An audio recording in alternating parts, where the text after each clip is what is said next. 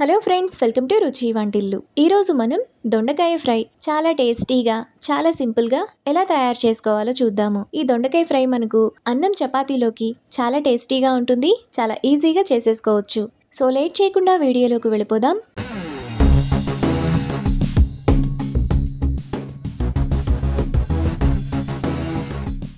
ముందుగా దొండకాయ ఫ్రై చేసుకోవడానికి స్టవ్ మీద ప్యాన్ పెట్టుకొని అందులో 2 టేబుల్ స్పూన్లు ఆయిల్ వేసుకోవాలి.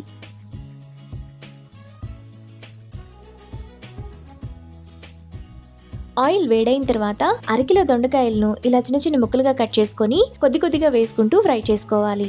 మీరు ఇంకొంచెం ఆయిల్ ఎక్కువ వేసుకొని దొండకాయ ముక్కలు అన్నింటినీ కూడా ఒకేసారి వేసుకొని ఫ్రై చేసుకోవచ్చు. దొండకాయ ముక్కలు ఈ విధంగా వేగిన తర్వాత వాటిని ప్లేట్లోకి తీసుకొని పక్కన పెట్టుకోవాలి. మిగతా దొండకాయ ముక్కలను కూడా వేసుకొని మీడియం ఫ్లేమ్లో బాగా ఫ్రై చేసుకోవాలి. దొండకాయ ముక్కలు ఈ విధంగా వేగిన తర్వాత వీటిని కూడా ప్లేట్లోకి తీసుకొని పక్కన పెట్టుకోవాలి. తరువాత ఇదే ఆయిల్లో 1 టీ స్పూన్ జీలకర్ర, 1 రెమ్మ కరివేపాకు వేసుకొని ఫ్రై చేసుకోవాలి.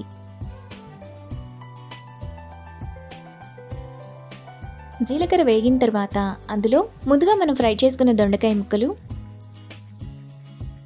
టేస్ట్కి తగినంత ఉప్పు, 1/2 టీ స్పూన్ పసుపు వేసుకొని 2 నిమిషాల పాటు మీడియం ఫ్లేమ్లో ఫ్రై చేసుకోవాలి. 2 నిమిషాల తర్వాత దొండకాయ ముక్కలు ఇంకా బాగా వేగిపోయి ఉంటాయి. ఇప్పుడు 2 టీ స్పూన్ల కూరల్లో వేసుకునే కారం, 5 కచ్చాపచ్చాగా దంచిన వెల్లుల్లి రెప్పలు, 1 టేబుల్ స్పూన్ శనగపిండి వేసుకొని మరో నిమిషం పాటు మీడియం ఫ్లేమ్లో కలుపుకోవాలి. ఈ దొండకాయ ఫ్రై అన్నంలోకి కలుపుకొని తినడానికి చాలా బాగుంటుంది, ఇంకా చపాతీలోకి కూడా బాగుంటుంది.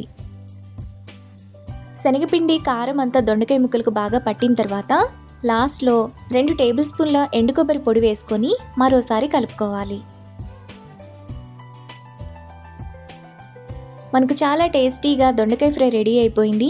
ఇప్పుడు ఈ దొండకాయ ఫ్రైను ప్లేట్లోకి తీసుకొని రైస్ చపాతీతో సర్వ్ చేసుకుంటే ఎంతో టేస్టీగా ఉండే దొండకాయ ఫ్రై రెడీ.